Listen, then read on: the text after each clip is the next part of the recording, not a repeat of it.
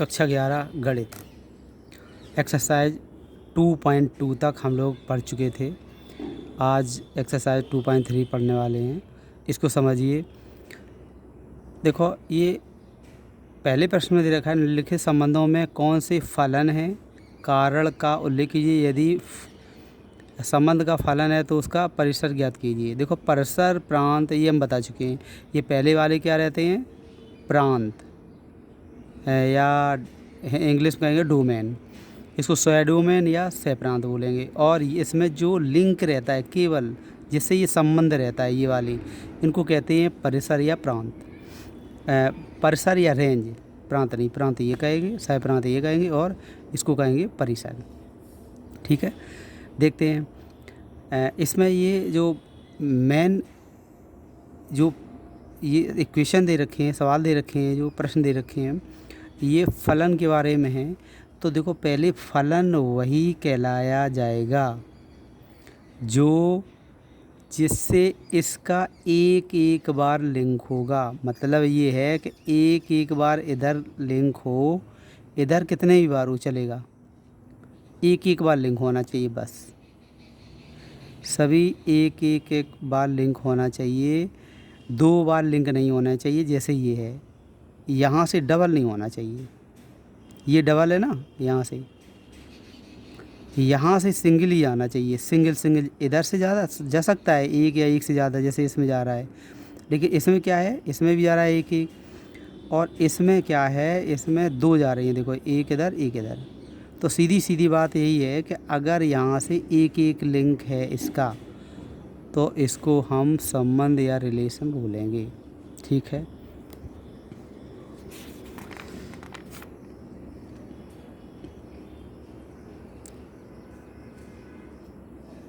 यही बात मैंने इसमें देखो लिखी है। फंक्शन क्या होता है, फलन क्या होता है। एक समुच्चय ए से समुच्चय बी का संबंध f एक फलन कहलाता है यदि समुच्चय ए के प्रत्येक अवयव का समुच्चय बी में एक और केवल एक प्रतिबिंब हो। एक और केवल एक प्रतिबिंब, इसका मतलब है इसका लिंक एक के एक ही होना चाहिए।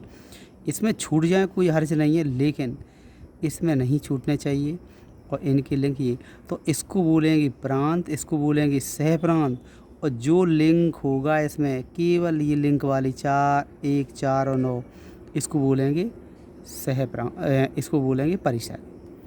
ठीक है, चलिए पहले प्रश्न में उसने दे रखा है r बराबर 2 1 5 1 8 1 11 1 14 1 और 17 1, ये दे रखा है इसने। अच्छा, इसको मैंने इस प्रतिचित्रण द्वारा समझाने के लिए लिख दिया है। ये लिखना ज़रूरी नहीं है, लेकिन समझने के लिए ज़रूरी है, इसलिए मैंने इसको इस दो तरीके से इसको समझाया है। तो इसमें देखो, इसमें 2 5 8 11 इसको लिख लिया। और देखो, एक सब में एक एक आ रहा है ना, इसको ऐसे, इसको ऐसे करके इसको रिलेटेड कर दिया आर्क से। ठीक है, तो इसको आर में उपस्थित क्रमित युग्मों का प्रथम अवयव एक और केवल एक ही बार प्रथम अवयव के रूप में प्रयुक्त हुआ है। बात समझ रहे? इसमें बहुत सारे अवयव हैं, इसमें केवल एक ही, लेकिन एक एक बार इसमें पहले वाले की एक बार केवल अवयव लिंक हुए हैं इसमें, इसलिए ये फलन, ये संबंध आर फलन कहलाएगा। संबंध तो सभी हैं ये सारे के सारे, लेकिन फलन की बात हो रही है अभी। तो फलन तभी कहलाएगा जब ये सिंगल इसमें लिंक होता है। तो इसका परिसर पूछा है, तो परिसर यही तो होता है जिसमें लिंक होता है, तो एक हो गया बस, है ना। ऐसी दूसरे देखो, 2 1 और 4 2 6 3 8, ये सब देखो दे रखे हैं। 12 6 7 8 14 7। इसको हम दो पहले वाले को यहाँ लिखते हैं, दूसरे को यहाँ लिखते हैं, और जो 2 का 1 में, 4 का 2 में, ऐसे इसको लिंक कर दिया। अब इसमें देखेंगे, आर में उपस्थित क्रमिक युग्मों का प्रथम अवयव, ये वाले प्रथम अवयव एक और केवल एक बार ही आते हैं। एक बार इसमें लिंक हो रहा है, अतः यह फलन है। और परिसर क्या होगा, जिसमें ये लिंक होगा, ये बाद वाली जो 1 2 3 4 5 6 7, ये हो गए परिसर। इसमें लास्ट में एक ही एक तो है सारा, तो एक हो गया बार परिसर। इसी प्रकार से में 1 3, तो 1 का 3, फिर 1 का 5, 1 का 5 और 2 का 5, 2 का 5। तो कहने का मतलब यहाँ डबल हो रहा है, देखो 1 से ही जा रही है ये, यहाँ सिंगल होना चाहिए।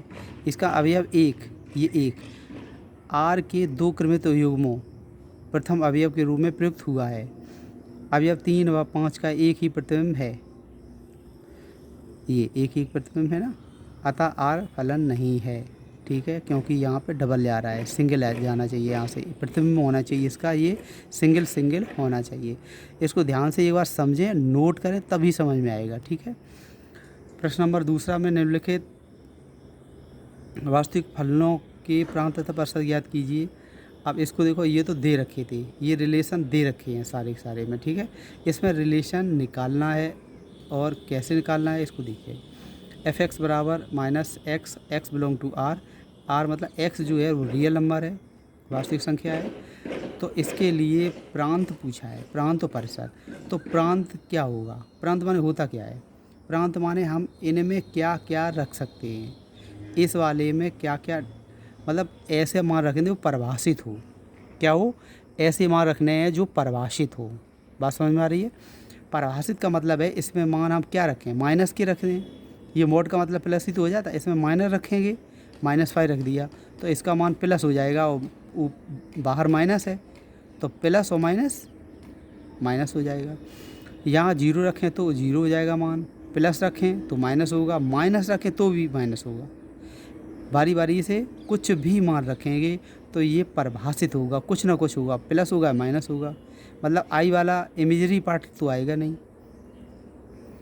इसलिए इसमें हम जो प्रांत हैं वो -इन्फिनिटी से +इन्फिनिटी तक रख सकते हैं इसको। ठीक है, इसमें ये प्रांत हो जाएगा -इन्फिनिटी, मतलब माइनस कुछ भी रख दें मान, प्लस कुछ भी रख दें, कुछ तो मान आएगा ना। ठीक है, अब वो पूछ रहा है परिसर, मतलब परिसर माने बाद में क्या आएगा। देखिए बाद में क्या आता है,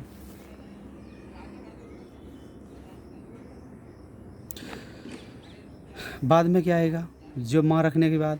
तो ये बात समझो ध्यान से। अब रखने के लिए जो रखना था वो रख दिया। ठीक है, अब यहाँ पे आएगा क्या, हम कुछ भी मान रखें, 0 रखें तो 0 आएगा। ठीक है, इसमें माइनस रखेंगे तो भी माइनस आएगा, और प्लस मान रखेंगे तो भी प्लस आएगा। इसका मतलब है सारे मान माइनस में आएंगे, और 0 भी आएगा, प्लस नहीं आ सकता। क्यों, क्योंकि यहाँ प्लस रखेंगे तो भी माइनस है, माइनस रखेंगे तो भी माइनस है, क्योंकि इस मोड का मतलब अंदर का प्लस ही होता है। इसका मतलब सारे माइनस के आएंगे, 0 आएगा। ठीक है, तो इसमें क्या रहेगा फिर, जो इसका मान रहेगा x बिलोंग टू r के लिए प्रतिबिंब एफ एक्स बराबर -x mod x less than equal 0, मतलब 0 से ये मान जो होगा वो कैसा होगा, माइनस होगा, और 0 के बराबर भी होगा। इसका मतलब जो परिसर हो जाएगा, जो रेंज हो जाएगी वो -इन्फिनिटी 0 तक, प्लस नहीं रहेगा क्योंकि बाहर माइनस लगा हुआ है।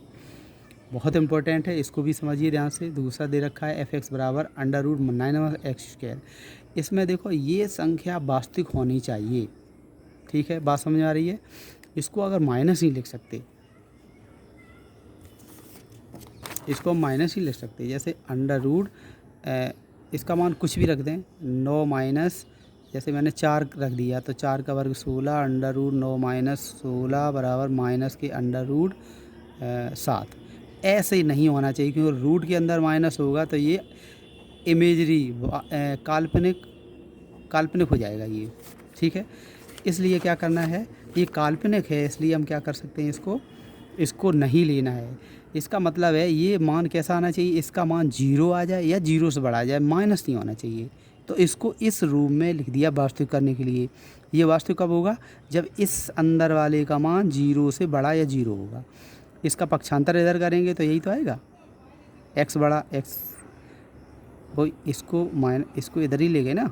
ठीक है, अर्थात इसका मतलब हो जाएगा, मुझे लग रहा है ये गलत हो गया, ये इधर ले आएंगे तो 9 ग्रेटर देन ये, अच्छा ठीक है, ये 9 बड़ा हो जाएगा, सही है ये। अर्थात अच्छा, इसको वेरीफाई करने के लिए 9 के बराबर हो या 9 से छोटा हो, ऐसे मान क्या रख सकते हैं हम, ऐसे मान रख सकते हैं -3 से लेकर 3 तक। देखो ध्यान से, -3 रखेंगे तो बराबर 9 का होगा, 9 की हो जाएगा। और अगर 2 रखें तो 2 दूनी 4, तो 4 भी छोटा होता है 9 से। 0 रखें, 1 रखें, 2 रखें, 3 रखें, 4 नहीं रखते क्योंकि 16 और 9 में कौन 16 छोटा हो जाएगा क्या? छोटे के चिन्ह है ना ये, तो 16 छोटा तो हो नहीं जाएगा। इसका मतलब ये मान -3 से लेकर 3 तक, और इन दोनों -3 और 3 भी रखना है, और इनके बीच में भी रख सकते हैं। सारे मान लिखे नहीं जाते, केवल शो करे जाते -3 से 3 तक। तो इसका जो प्रांत हो जाएगा वो क्या हो जाएगा, -3 से लेकर 3 तक। इसको इस रूम में लिख दिया बस, ठीक है। अच्छा, अब ऐसे सवाल जो रहेंगे उसमें अगर रेंज निकालनी पड़ेगी, परसेंट निकालना पड़ेगा, तो इसके लिए क्या करेंगे, जो ये चीज़ दे रखी होती है एफ, इसको हम बाई मानेंगे। बाई को इधर, इसको मान लिया। अब इन दोनों से ये बाई माना ना मैंने, f(x) बराबर बाई। अब इन दोनों को हल करने के लिए क्या करेंगे, इन दोनों का स्क्वायर करेंगे, इसका भी स्क्वायर, इसका भी स्क्वायर। स्क्वायर करेंगे तो इसका स्क्वायर हो गया, इसका स्क्वायर हो गया, ये रूट से ख़त्म हो जाएगा, ये मिलेगा। ये क्या करे, ये हम x का मान निकाल रहे हैं, ठीक है। इसको पक्षांतर करेंगे, इसको इधर पक्षांतर करें, x का मान निकालेंगे, √9 - x। अब ये फिर बात वही आ गई, ये इसका मान वास्तविक कब होगा, वास्तविक ही होना चाहिए। वास्तविक तभी होगा इसका मान जब 0 से बराबर हो या बड़ा हो। इसका पक्षांतर करेंगे तो ये वही मान, बाई का मान क्या हो सकता है, -3 से 3 होगा। 4 नहीं रख सकते क्योंकि ये गलत हो जाएगा, फिर 9 बड़ा हो जाएगा, बड़ा नहीं होगा। जैसे 4 रखते हैं, 16 क्या छोटा होता है, नहीं होता है, ठीक है, बड़ा होता है, तो ये बात गलत हो गई। इसका मतलब इसका जो परसेंट रहेगा वो यही रहेगा, ठीक है बच्चों। प्रश्न नंबर 3 बहुत सिंपल है, f(x) का मान दे रखा है और इसके मान पूछे गए हैं। देखो इसको नोट करिए, किताब को सामने रखिए, सवाल को समझिए, तभी समझ में आएगा। इसका मान दे रखा है, ये दे रखा है, और क्या ज्ञात करना है, इसमें जो ज्ञात करना है x बराबर, ये 0 है ना, तो x बराबर 0 रखने पर, तो 0 यहाँ रखो, यहाँ रखो, बस यहाँ 0 को ना करेंगे -5, उत्तर 5 हो, -5। अब उसने 7 पूछा है, तो 7 जब मान रखेंगे तो यहाँ 7 रखेंगे, तो 7 यहाँ भी रखना पड़ेगा, यहाँ भी रखना पड़ेगा, तो दोनों जगह रखेंगे, यहाँ भी और यहाँ भी रखते हैं। गुणा करके हटाएंगे तो -3 रखेंगे, तो -3 यहाँ भी रखेंगे और यहाँ भी रखेंगे। हल करेंगे आंसर। आगे इसको फिर वही काम, देखो सेल्सियस और फ़ारेनहाइट में एक फार्मूला पढ़े होंगे, ये कक्षा शायद 10 में है। T बराबर 9/5 C + 32, मतलब टेम्परेचर, और ये टेम्परेचर है दोनों, फ़ारेनहाइट और डिग्री सेल्सियस, इन दोनों को कैसे कन्वर्ट करते हैं वही वाली चीज़ दे रखी है, ठीक है। अब इसमें क्या करेंगे, T0 मान पूछा गया है, ठीक है। इसमें क्या करते हैं, अब इसमें क्या कर रहे हैं, उसने पूछा है T0, तो मतलब इस जगह पे क्या रखना है, C की जगह 0 रखना है, ठीक है। तो 0 यहाँ रख दिया, तो C की जगह 0 यहाँ भी रखना पड़ेगा, 0 रखना पड़ेगा। बाकी का गुणा करेंगे तो ये 0 मान 32 हो जाएगा सीधा, 32 डिग्री।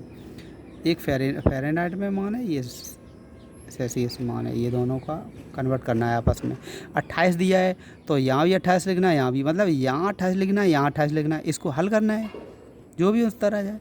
फिर -10 है तो -10 यहाँ रखना है, दोनों जगह हल करना है इसको, ठीक है।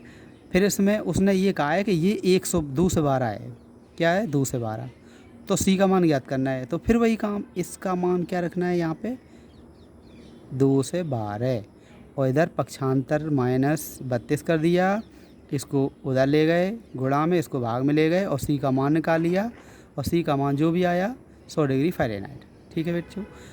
प्रश्न नंबर 5 निम्नलिखित में से प्रत्येक फलन का परिसर ज्ञात कीजिए। फिर वही काम है, f(x) बराबर ये दे रखा है, और उसने एक शर्त दे रखी है, x belong to R, x greater than 0, मतलब है x का मान 0 से बड़ा होना चाहिए, ठीक है।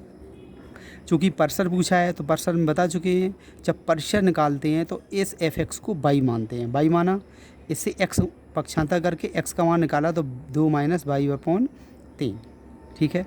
अब उसने कहा है x ग्रेटर देन 0, 0 से बड़ा है, तो ये भी अगर ये दोनों हैं तो बराबरी, तो ये भी तो जीरो के बराबर बड़ा, जीरो से बड़ा होगा ना। ठीक है, 3 का इसमें गुणा करेंगे तो जीरो, और इस बाई को इधर ले आएंगे तो ये मिला है सीधा सीधा 2 लेस देन बाई। मतलब 2 का मान बाई का मान 2, बाई का मान जो है वो छोटा होगा। कितना होगा? 2 से छोटा होगा, यही है ना बात। तो 2 से छोटा कितना हो सकता है? 2 से छोटा माइनस इन्फिनिटी से 2 1 तक हो सकता है, लेकिन चूँकि ब्रैकेट ये स्मॉल लगा दिया इसलिए 2 नहीं आएगा इसमें। ठीक है, अगर ब्रैकेट बड़ा लगाएंगे तो 1 लिख सकते हैं, मतलब 1 तो है लेकिन 2 नहीं है।